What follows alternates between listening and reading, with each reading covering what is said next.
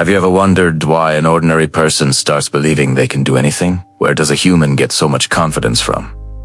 It's not just courage. It's not just determination. It's actually a deep psychological game of the mind that silently makes a person feel powerful. The human brain doesn't operate on reality, it operates on belief. Whatever a person repeatedly tells themselves, the brain gradually accepts as truth. If a person keeps telling themselves, "I can do it," the brain interprets this sentence as an instruction, and then the person's behavior, their decisions, even their actions begin to change. Psychology says that for the brain, the difference between an imagined thing and an actual thing is very small. That's why some people feel powerful even without achieving anything. And this very feeling gradually transforms into confidence. Scientists have discovered something fascinating about our brain. When you imagine yourself succeeding at something, the same neural pathways activate as when you actually do it. This is why athletes visualize their performance before competing, why musicians mentally practiced their pieces, and why successful people often talk about seeing their success before achieving it. Your brain is constantly creating a model of who you are, and it uses every piece of information available.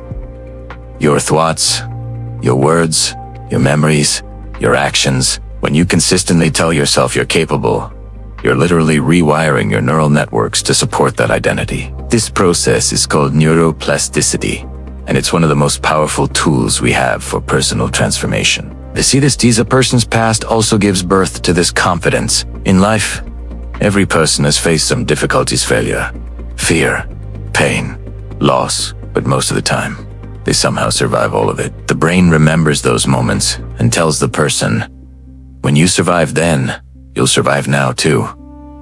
This is what psychologists call mastery experience. Every challenge you've overcome becomes evidence in your mental database. Your brain doesn't always distinguish between different types of challenges. It just knows you've survived before, so you can survive again. This very thought compels a person to take risks. Sometimes it becomes courage, and sometimes this same thought turns into overconfidence. The line between healthy confidence and dangerous overconfidence is often thinner than we think. It depends on how accurately we assess our abilities versus the actual demands of the situation. Another important reason is the human ego. A person's ego doesn't let them feel weak. When reality frightens a person, the brain erects a protective wall to protect itself. The person tells themselves, "I'll handle everything. You know it all. I'm strong." No matter how confused they may be inside.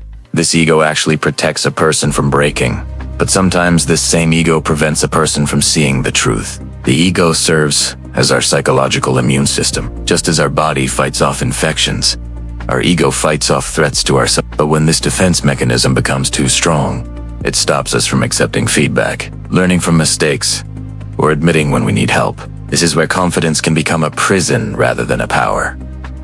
Then comes the illusion of control. A person feels they can control the circumstances of their life, whereas the reality is that a large part of life isn't in our control at all. But this illusion gives a person a reason to keep going. If a person accepts that everything isn't in their control, perhaps they would stop trying altogether. That's why the brain gives a person the feeling that you're in control. And this very feeling gives birth to confidence. Research shows that people who believe they have control even when they don't perform better, feel less stressed, and are more resilient in the face of setbacks. This paradox reveals something profound. Sometimes the lie our brain tells us is exactly what we need to succeed, but there's a crucial balance here. We need enough belief in our control to take action, but enough humility to accept what we cannot change. The interesting thing is that confidence often comes before competence. People who believe in themselves try harder, don't fear mistakes, and get up again even after falling repeatedly. And over time, they actually do become better. Thus, confidence proves itself true. This creates a positive feedback loop. Confidence leads to action, action leads to experience, experience leads to skill, and skill reinforces confidence. But here lies a dangerous truth as well. If confidence stands on reality, it becomes power. And if it stands on illusion, it can destroy a person too. That's why not all confidence is beneficial. History is filled with examples of overconfident leaders who led nations to ruin, entrepreneurs who destroyed companies through arrogance, and individuals who lost everything because they couldn't see their own limitations. The difference between healthy confidence and destructive overconfidence lies in one critical factor. Healthy confidence says, I can learn this, while overconfidence says I already know this. Healthy confidence says I'll give my best effort, while overconfidence says I and fail.